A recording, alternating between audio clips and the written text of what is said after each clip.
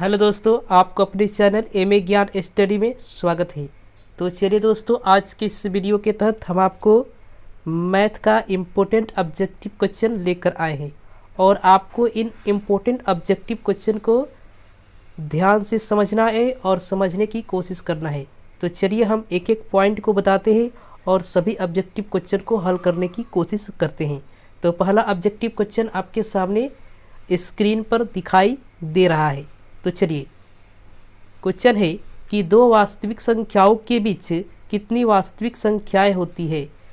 यहाँ आपको बताना है कि दो वास्तविक संख्याएं हैं, अब इनके बीच जो है कितनी वास्तविक संख्याएं हो सकती है। हम आपको एक एग्जाम्पल के थ्रू बताते हैं। सबसे पहले मान लीजिए वास्तविक संख्या क्या होती है।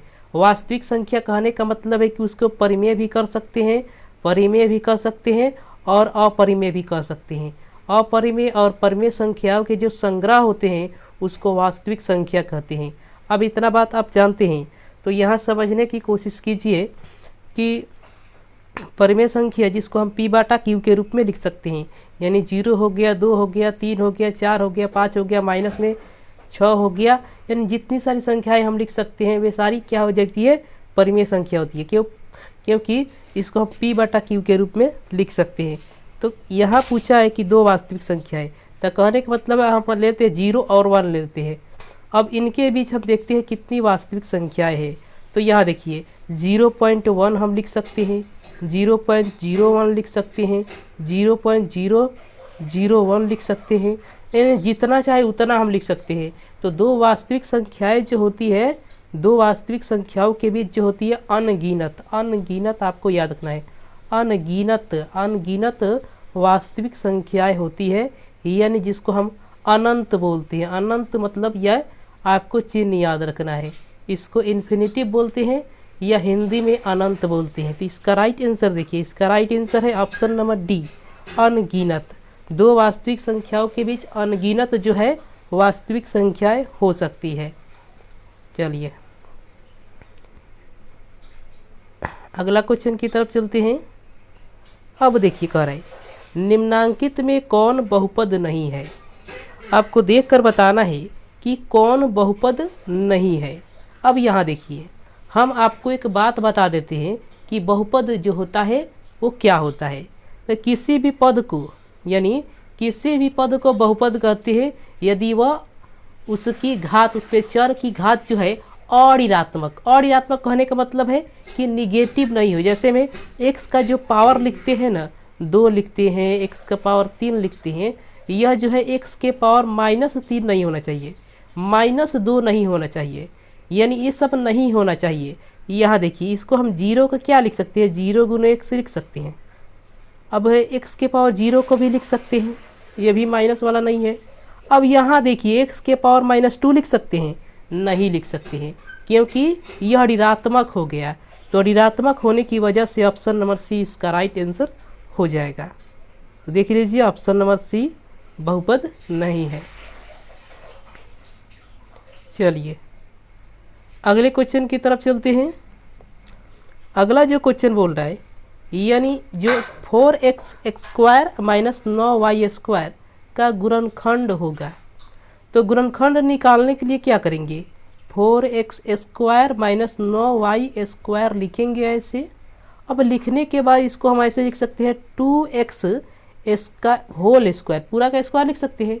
अब 3y का पूरा का स्क्वायर ऐसे नहीं लिख सकते हैं, लिख सकते हैं। अब एक फार्मूला आप जानते हैं, a स्क्वायर माइनस b² बराबर क्या होता है। तो आप जानते हैं कि a स्क्वायर माइनस b² बराबर होता है a प्लस बी इंटू में a माइनस बी होता है ना। अब यहीं क्या करेंगे हम, 2x प्लस 3y इंटू में हम लिखेंगे 2x माइनस 3y। देखिए ऑप्शन मिलाइए, तो यहाँ देखिए 2x प्लस 3y, यहाँ देखिए 2x प्लस 3y है। अब यहाँ देखिए कि हमको देखना है 2x माइनस 3y, तो यहाँ देखिए 2x माइनस 3y है। ऑप्शन नंबर बी देखिए, ऑप्शन नंबर बी इसका राइट आंसर हो जाएगा। गुणनखंड पूछा है, गुणनखंड का मतलब है कि इसको कितने टुकड़ों में आप बांट सकते हैं। तो आपने बांट दिया, यहाँ ऑप्शन नंबर बी इसका राइट आंसर हो जाएगा। चलिए अगला क्वेश्चन देखिए। अगला जो क्वेश्चन बोल रहे वह बिंदु दन जहाँ दोनों अक्ष मिलते हैं कहलाता है। मतलब उस बिंदु को क्या कहते हैं जहाँ दोनों अक्ष मिलते हैं। यहाँ समझिए, मान लीजिए ये एक्स अक्ष है, यह वाई अक्ष है, यहाँ दोनों मिले हैं। इस बिंदु को क्या कहते हैं? इस बिंदु को मूल बिंदु कहते हैं। मूल बिंदु, आपको ध्यान रखना है, मूल बिंदु कहते हैं जहाँ एक्स अक्ष और वाई अक्ष जो होते हैं मिलते हैं। आपको ध्यान रखना है। चलिए अगले क्वेश्चन की तरफ चलते हैं। अगला जो क्वेश्चन बोल रहा है मूल बिंदु के निर्देशांक होगा। जो मूल बिंदु होता है उसका निर्देशांक क्या होता है, यह क्वेश्चन है। तो सबसे पहले आप समझिए कि यह एक्स अक्ष है और ये वाई अक्ष है। यहाँ काटते हैं, इसी को क्या कहते हैं? हम मूल बिंदु कहते हैं। मूल बिंदु कहते हैं। यहाँ क्या कहती है? मूल बिंदु कहते हैं। यह एक्स अक्ष है और यह वाई अक्ष है। अब यहाँ जो काटते हैं इसी को मूल बिंदु कहते हैं। अब इसका निर्देशांक पूछा है, तो मूल बिंदु का निर्देशांक आपको याद रखना है 0 0 होता है, यानी 0,0 होता है मूल बिंदु का निर्देशांक। तो इसका राइट आंसर हो जाएगा option number B. Option number B क्यों हो जाएगा? क्योंकि मूल बिंदु का निर्देशांक 0,0 होता है। चलिए अगले क्वेश्चन की तरफ चलते हैं। अगला क्वेश्चन देखिए, बोल रहा है कि किसी त्रिभुज में न्यून कोणों की अधिकतम संख्या कितनी हो सकती है। सबसे पहले यहाँ जो क्वेश्चन पूछा है कि किसी त्रिभुज में जो न्यून कोण होता है उसकी अधिकतम संख्या कितनी हो सकती है। तो यहाँ देखिए, न्यून कोण किसे कहते हैं आप पहले समझ लीजिए। न्यून कोण वह कोण होता है, यानी न्यून कोण वह कोण होता है जिसका मान जो होता है 90 डिग्री से कम होता है। तो 90 डिग्री से छोटे कोण को क्या कहते हैं? न्यून कोण कहते हैं। तो यहाँ देखिए, एक त्रिभुज हम आपको बनाकर समझा देते हैं। यहाँ मान लीजिए यहाँ कितना डिग्री है? 70 डिग्री है। यहाँ मान लीजिए यहाँ 60 डिग्री है। 70 और 60 डिग्री यहाँ है, और यहाँ कितनी डिग्री है आप समझ सकते हैं, यहाँ 50 डिग्री है। तो ये सभी न्यून कोण है। तो न्यून कोणों की अधिकतम संख्या कितनी है? 3 है। ऑप्शन नंबर सी इसका राइट आंसर हो जाएगा। इसी प्रकार अगर समबाहु त्रिभुज देखें, समबाहु त्रिभुज आप देख सकते हैं 60 डिग्री यहाँ होता है, 60 डिग्री यहाँ भी होता है, और 60 डिग्री यहाँ होता है। यह भी क्या हो जाएगा? न्यून कोण वाला त्रिभुज हो जाएगा। यह समबाहु त्रिभुज है और इसमें भी अधिकतम कितने न्यून कोण है? अधिकतम 3 न्यून कोण है। तो आपको ध्यान रखना है कि किसी भी त्रिभुज में अधिकतम 3 न्यून कोण हो सकते हैं। अगर आपसे क्वेश्चन में पूछ दे कि अधिकतम कितने अधिक कोण हो सकते हैं, तो 1 याद रखेंगे।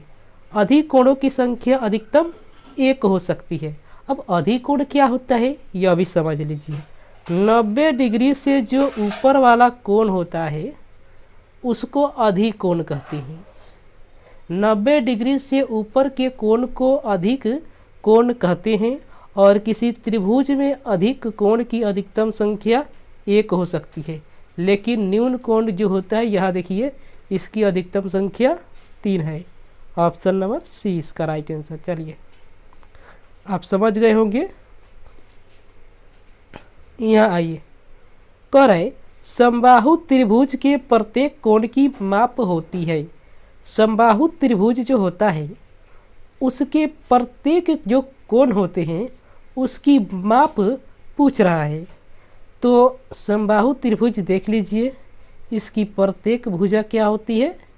बराबर होती है। प्रत्येक कोण भी बराबर होती है। अब प्रत्येक कोण 60 डिग्री होता है। आपको ध्यान रखना है। फिर से समझ लीजिए, यह एक समबाहु त्रिभुज है। प्रत्येक भुजा बराबर होती है, प्रत्येक कोण भी बराबर होता है 60 डिग्री का, 60 डिग्री का, 60 डिग्री का ए बी सी। तो इसका right answer option number C. चलिए अगले क्वेश्चन की तरफ चलते हैं। अगला क्वेश्चन देखिए, बोल रहा है कि निम्न में कौन त्रिभुज के कोण हो सकते हैं। अब यहाँ देखिए, यह क्वेश्चन कितने लोगों को भारी लग रहा है, लेकिन बहुत आसान क्वेश्चन है यह। आप एक बात जानते होंगे कि त्रिभुज के सभी कोणों का योग कितना होता है, 180 डिग्री होता है। त्रिभुज के सभी कोणों का योग 180 डिग्री होता है। अब यही लॉजिक लगाना है आपको यहाँ कि इसमें किसका योग 180 डिग्री है। यहाँ देखिए, अब देखेंगे 50 और 60 110 और 110 कितना होता है 220। यह नहीं होगा, हमको चाहिए 180 डिग्री, हमको 220 डिग्री मिला, नहीं होगा। यहाँ देखिए 90 40 130 और 130 50 180, ये सही है।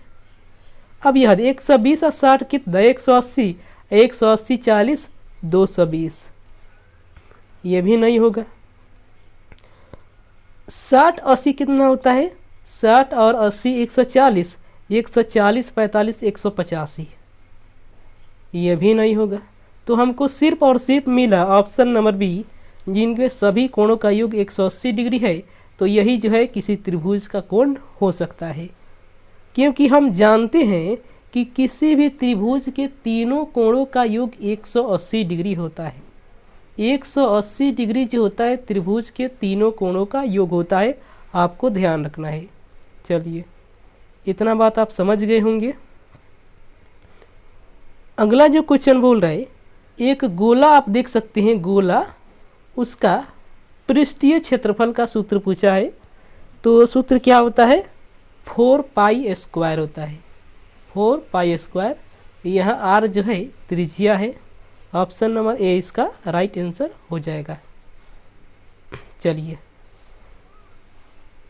अगला जो क्वेश्चन बोल रहा है कि किसी घनाभ में किनारों की अधिकतम संख्या है, किनारों की अधिकतम संख्या पूछ रहा है। तो सबसे पहले एक घनाभ बना देते हैं। यहाँ घनाभ ऐसे बनेगा, ऐसे बनेगा ना, ऐसे घनाभ बनेगा, घनाभ बना दिए। अब किनारों की अधिकतम संख्या, तो 1 2 3 4 और 4 नीचे और 4 बगल में और 4 इधर, 4 3 12, यानी 12 जो है इसमें कुल किनारों की संख्या होती है। आप समझ गए, आप गिन सकते हैं किनारों की संख्या। एक घनाभ जो होता है, आपके पास पासा होगा या कोई डब्बा होगा, उसको गिन लीजिएगा किनारों की संख्या कितनी होती है, तो 12 होती है। अब यह जो है एक और क्वेश्चन पूछा जाता है, इसमें कोनों की संख्या कितनी होती है। कोनों यानी कोना, कोना कितना होता है 8 होता है, यानी कोनों की संख्या जो होती है वो 8 होती है। और फलक, फलक यानी फलक जिसे आप कहते हैं सतह, सतह की संख्या कितनी होती है 6 होती है, आपको ध्यान रखना है। चलिए अगले क्वेश्चन की तरफ चलते हैं।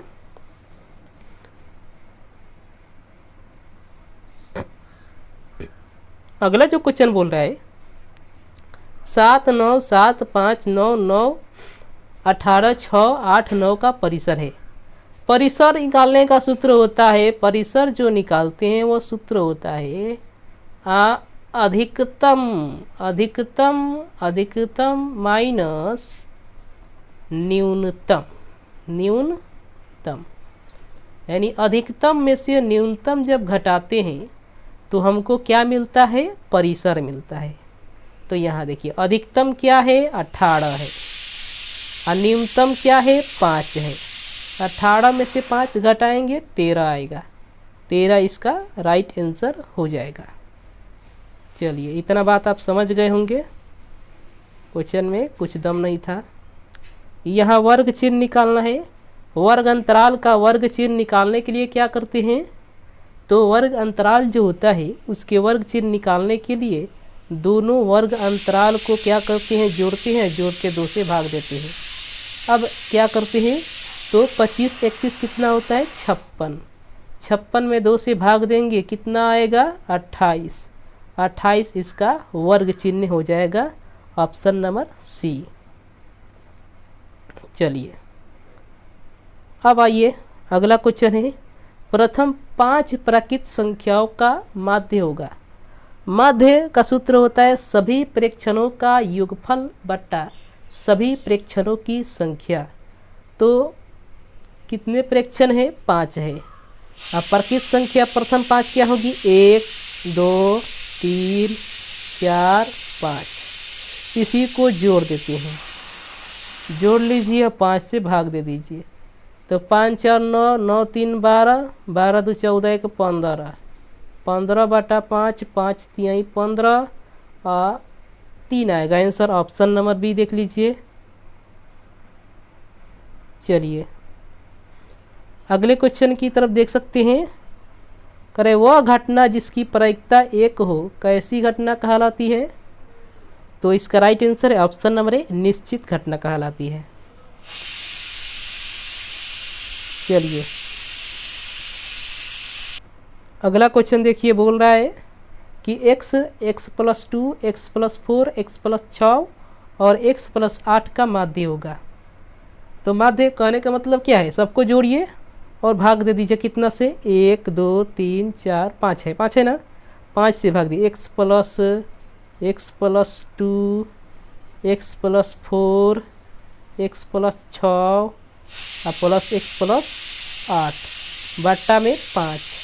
तो 1 2 3 4 5, 5x प्लस 2 4 6 6 12 12 8 20 बटा 5। तो कितना हो जाएगा, 5 कॉमन लेंगे तो 5 × x + 4 आएगा और बट्टा में 5 आएगा, 5 से 5 कैंसिल, हमको मिलेगा क्या, x + 4 मिलेगा, x + 4 इसका राइट आंसर हो जाएगा, ऑप्शन नंबर बी।